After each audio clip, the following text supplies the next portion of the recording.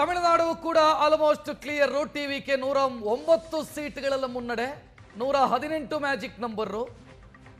TVK ಅಥವಾ ವಿಜಯ್ ಮುಖ್ಯಮಂತ್ರಿಯಾಗೋದನ್ನ ಈ ಹಂತದಲ್ಲಿ ತಡೆಯೋದಕ್ಕೆ ಸಾಧ್ಯ ಇಲ್ಲ ಅನ್ನೋದು ಖಚಿತವಾಗ್ತಾ ಇದೆ.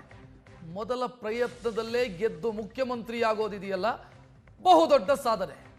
ಅದನ್ನ ತಮಿಳಗ ವೆಟ್ರಿ ಕಳಗಂನ ವಿಜಯ್ ಮಾಡ್ತಾ ಇದ್ದಾರೆ. ವಿಜಯ್ ಜೋಸೆಫ್ ಗೆದ್ದು ಬೀಗಿದ್ದಾರೆ. 109 ಕ್ಷೇತ್ರಗಳಲ್ಲಿ ಮುನ್ನಡೆಯನ್ನ ಈ ಹಂತದಲ್ಲಿ ಪಡ್ಕೊಳ್ತಾ ಇರೋದು. ಡಿಎಂಕೆ 3ನೇ ಸ್ಥಾನಕ್ಕೆ, ಡಿಎಂಕೆ ಮತ್ತು ಕಾಂಗ್ರೆಸ್ನ ಮೈತ್ರಿಕೂಟ 3ನೇ ಸ್ಥಾನ. ಅಣ್ಣಾ ಡಿಎಂಕೆ ಮತ್ತು ಬಿಜೆಪಿ 63ರಲ್ಲಿ. ಯಾರೂ ಊಹೆ ಮಾಡಿರಲಿಲ್ಲ ಆಕ್ಸಿಸ್ ಮೈ ಇಂಡಿಯಾ ಒಂದನ್ನ ಬಿಟ್ಟು. ಆಕ್ಸಿಸ್ ಮೈ ಇಂಡಿಯಾ ಇದನ್ನ ಕ್ಲಿಯರ್ ಆಗಿ ಪ್ರೆಡಿಕ್ಟ್ ಮಾಡಿತ್ತು. 35% ವೋಟು ವಿಜಯ್ ಪಡ್ಕೊಳ್ತಾರೆ ಅಂತ.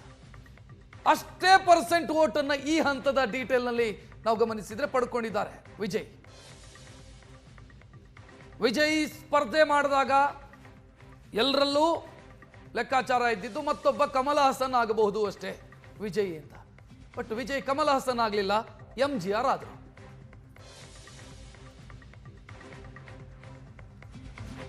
ವೋಟ್ ಶೇರ್ ನೋಡ್ತಾ ಇದ್ದೀರಿ, 37%. ಮೊದಲ ಪ್ರಯತ್ನದಲ್ಲಿ 37%. ಡಿಎಂಕೆ 28%, ಅಣ್ಣಾ ಡಿಎಂಕೆ ಪ್ಲಸ್ 25%, ಅದರ್ಸ್ 10%. ಇಲ್ಲಿ ಮೊದಲ ಹೆಂಗಿತ್ತು ಅಂತಂದ್ರೆ ಎರಡು ಪಕ್ಷಗಳ ಮಧ್ಯೆ, ಎರಡು ಮೈತ್ರಿಕೂಟಗಳ ಮಧ್ಯೆ ಅಷ್ಟೇ ಪೈಪೋಟಿ ಇದ್ದಿತ್ತು. ಮೂರನೆಯ ವೋಟು ಈ ಎರಡರ ಜೊತೆಗೂ ಗುರುತಿಸಿಕೊಳ್ಳದ 6ರಿಂದ 10% ವೋಟು ವಿಜಯಕಾಂತ್ ಇದ್ದಾಗ ವಿಜಯಕಾಂತ್ ಅವರ ಪಾರ್ಟಿಗೆ ಪಡಿತಾ ಇತ್ತು. ಆ ನಂತರ ಕಳೆದ ಎಲೆಕ್ಷನ್ ನಲ್ಲಿ ಸೀಮನ್ ಪಡ್ಕೊಂಡ್ರು ಅದನ್ನ, ಆ 10% ವೋಟು. ಈ ಬಾರಿಯೂ ಕೂಡ ಈ 10% ವೋಟು ಅಲ್ಲೇ ಎಲ್ಲೋ ಸುತ್ತಾಡ್ತಾ ಇದೆ. ಸೀಮನ್ ಪಡ್ಕೊಂಡಿರಬೇಕು ಅಥವಾ ಬೇರೆ ಬೇರೆ ಪಕ್ಷಗಳು ಪಡ್ಕೊಂಡಿರಬೇಕು. ಬಟ್ ಡಿಎಂಕೆಯ ಮೇಜರ್ ವೋಟ್ ಶೇರು ಈ ಕಡೆಗೆ ಶಿಫ್ಟ್ ಆಗಿದೆ ಟಿವಿಕೆಗೆ. ಅಣ್ಣಾ ಡಿಎಂಕೆಯ ವೋಟು ಕೂಡ ಈ ಕಡೆಗೆ ಶಿಫ್ಟ್ ಆಗಿದೆ. ಅಂದ್ರೆ ದ್ರಾವಿಡ ವೋಟನ್ನ ವಿಜಯ್ ದೊಡ್ಡ ಪ್ರಮಾಣದಲ್ಲಿ ತೆಗೆದುಕೊಂಡಿದ್ದಾರೆ. ಆ ದ್ರಾವಿಡ ಚಳವಳಿಯ ಅಪ್ಡೇಟೆಡ್ ವರ್ಷನ್ ಟಿವಿಕೆ ಅವರು ದೊಡ್ಡ ಪ್ರಮಾಣದಲ್ಲಿ ಪಡ್ಕೊಂಡಿರೋದು ಸ್ಪಷ್ಟ. 2021-26 ವ್ಯತ್ಯಾಸವನ್ನ ನೋಡ್ತಾ ಇದ್ದೀರಿ ನೀವು. ಡಿಎಂಕೆ 133, ಅಣ್ಣಾ ಡಿಎಂಕೆ 66, ಈ ರೀತಿ ನಂಬರ್ಸ್ ಇತ್ತು. ಈಗ ಎಲ್ಲವನ್ನೂ ಕೂಡ ಮೆಟ್ಟಿ ನಿಂತು ಟಿವಿಕೆ ಅಧಿಕಾರಕ್ಕೆ ಏರ್ತಾ ಇರೋದು. ವಿಜಯ್ ಅವರ ಪಕ್ಷದ ಚುನಾವಣಾ ತಂತ್ರಗಾರಿಕೆ ಮತ್ತು ಪ್ರಚಾರ ಮುಂದಿನ ತಲೆಮಾರನ್ನ ಗುರಿಯಾಗಿರಿಸಿತ್ತು. ಆ ಪ್ರಚಾರದ ವೈಖರಿ ಹೊಸ ತಲೆಮಾರನ್ನ ಗುರಿಯಾಗಿರಿಸಿ ವಿಜಯ್ ಅವರು ಮಾಡಿದಂತ ಪ್ರಚಾರಗಳು ಎಲ್ಲವೂ ಕೂಡ,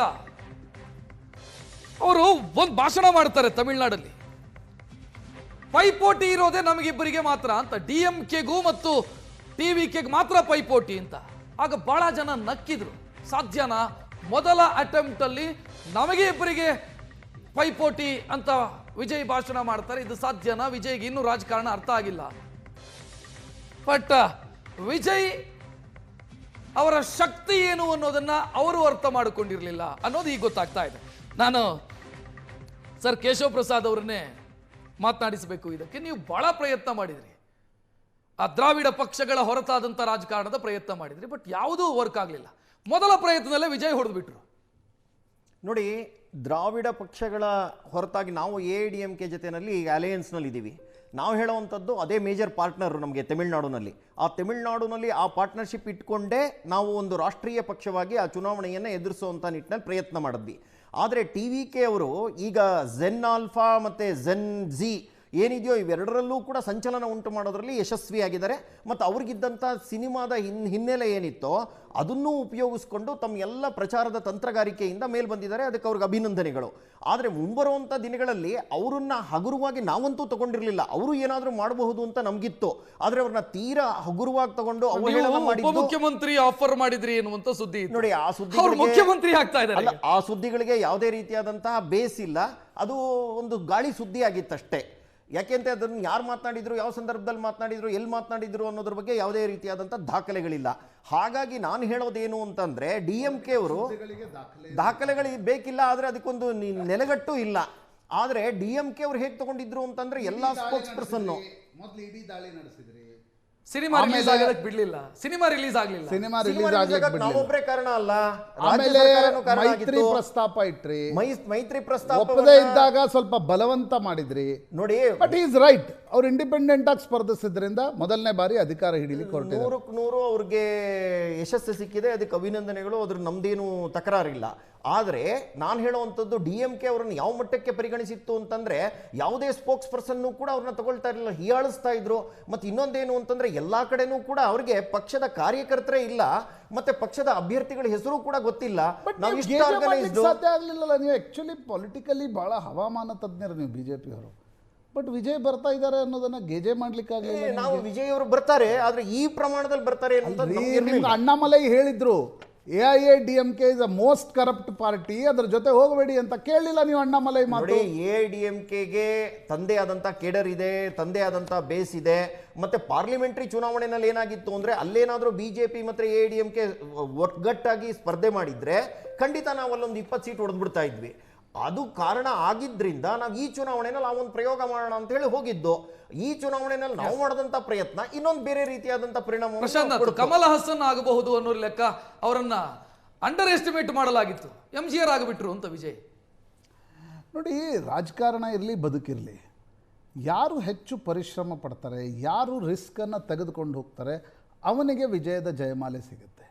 ಪ್ರಾಯಶಃ ವಿಜಯ್ ತಮಿಳುನಾಡಿನ ರಾಜಕಾರಣದಲ್ಲಿ 50 ವರ್ಷಗಳ ಒಂದು ಸ್ಟ್ಯಾಟಸ್ಕೋ ತಟಸ್ಥೆ ಏನಿತ್ತು ಅದನ್ನು ಅಲಿಗಾಡಿಸುವಲ್ಲಿ ಅವರು ಯಶಸ್ವಿಯಾಗಿದ್ದಾರೆ.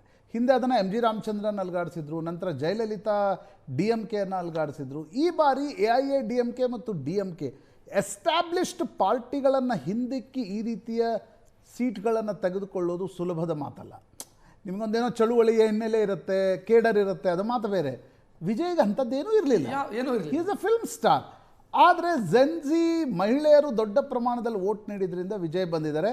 ನೋಡಿ, AIADMK DMK BJP ಇಲ್ಲದೆ ಕೂಡ ಇಲ್ಲಿ ಸರ್ಕಾರ ಆಗತ್ತೆ. ನಾನು ಲೆಕ್ಕ ಹಾಕ್ತಿದ್ದೆ, PMK 5 ಸೀಟ್ ಇದೆ, AIADMK ಮೈತ್ರಿ ಪಕ್ಷ ಅವ್ರು ಯಾರ ಜೊತೆನೂ ಹೋಗ್ತಾರೆ. ಹಿಂದೆ DMK ಜೊತೆನೂ ಹೋಗಿದ್ರು, ಅನ್ಬುಮನಿ ರಾಮದಾಸ್ ಅವರ ಪಕ್ಷ.